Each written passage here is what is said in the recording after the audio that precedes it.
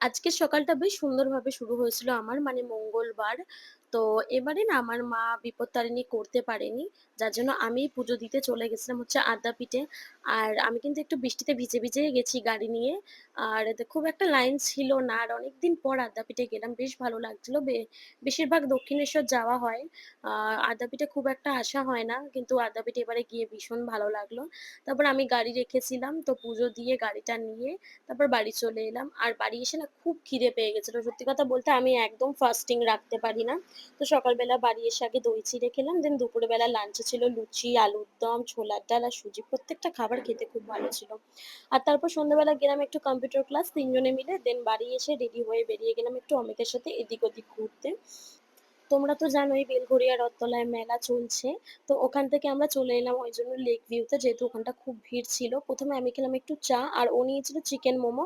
আর আমি নিয়েছিলাম পনির দিয়ে একদম ভেজ স্যান্ডউইচ, মানে ভেতরে কিন্তু কোনো পিঁয়াজ-টিয়াজ কিচ্ছু নেই।